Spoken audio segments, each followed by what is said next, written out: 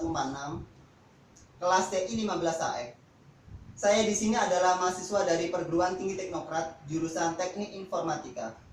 Baik, di sini saya akan menjelaskan sedikit materi mengenai IRD atau Entitas Relational Diagram. Apa itu IRD?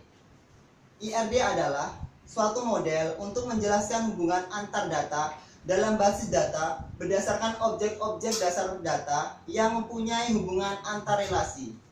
IRD untuk memodalkan struktur data dan hubungan antar data untuk digunakan beberapa notasi dan simbol. Pada dasarnya ada beberapa komponen yang digunakan, yaitu yang pertama ada entitas. Entitas merupakan objek yang mewakili sesuatu yang nyata dan dapat dibedakan dari sesuatu yang lain. Simbol dari entitas ini biasanya digunakan dengan persegi panjang. Oke, macam-macam entitas ini ada dua. Yang pertama ada strong entity. Strong entity adalah himpunan entitas yang tidak memiliki ketergantungan dengan entitas yang lain. Yang kedua ada weak entity atau entitas lemah. Himpunan entitas yang keberadaannya ketergantungan dengan entitas yang lain. Oke, yang kedua ada atribut. Atribut adalah karakteristik dari entity atau relationship yang menyediakan penjelasan detail tentang entity atau relationship tersebut. Nilai atribut merupakan suatu data aktual atau informasi yang disimpan pada suatu atribut di dalam suatu entity atau relationship. Simbolnya biasanya adalah ellipse. Dan jenis-jenis atribut. Jenis-jenis atribut di sini ada yang pertama ada atribut key. Atribut yang digunakan untuk menentukan suatu entitas secara unik. Biasanya itu primary key. Dan yang kedua ada atribut simple. Atribut yang bernilai tunggal. Atribut multi-value. Atribut yang memiliki sekelompok nilai untuk setiap instant entity. Atribut composite. Suatu atribut yang terdiri dari beberapa atribut lebih kecil yang mempunyai arti tertentu. Atribut derivatif atau atribut turunan. Suatu atribut yang dihasilkan dari atribut yang lain. Oke, selanjutnya itu ada relationship. Relasi atau hubungan. Relasi adalah yang terjadi antara satu atau lebih entity. Di sini ada gambar relasi kuat dan relasi lemah. Macam-macam relasi.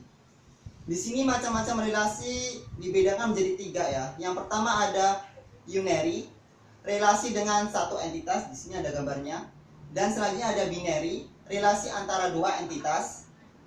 Dan yang terakhir ada ternary, relasi antara tiga entitas atau lebih. Baik, selanjutnya ada link. Link merupakan suatu garis penghubung antara entitas dengan relasi dan entitas dengan atributnya. Simbolnya yaitu biasanya merupakan garis. Selanjutnya ada kardinalitas rasio atau derajat rasio. Menjelaskan jumlah maksimum hubungan antara satu entitas dengan entitas lainnya. Jenis kardinalitas rasio ini dibedakan menjadi tiga. Yang pertama ada one to one. One to one ini konsepnya adalah setiap anggota entitas A hanya boleh berhubungan dengan satu anggota entitas B. Begitu pula sebaliknya. Di sini ada gambarnya. Sebagai contoh, satu karyawan memegang satu jabatan. Sebaliknya satu jabatan memegang satu karyawan. Yang kedua itu ada one to many. One to many ini konsepnya yaitu adalah setiap anggota entitas A dapat berhubungan dengan lebih dari satu anggota entitas B, tetapi tidak sebaliknya.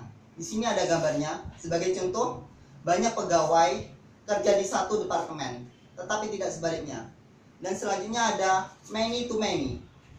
Setiap entitas A dapat berhubungan dengan banyak entitas himpunan entitas B, dan demikian pula sebaliknya. Di sini ada gambarnya. Kita ambil sebagai contoh, banyak pegawai kerja di banyak proyek.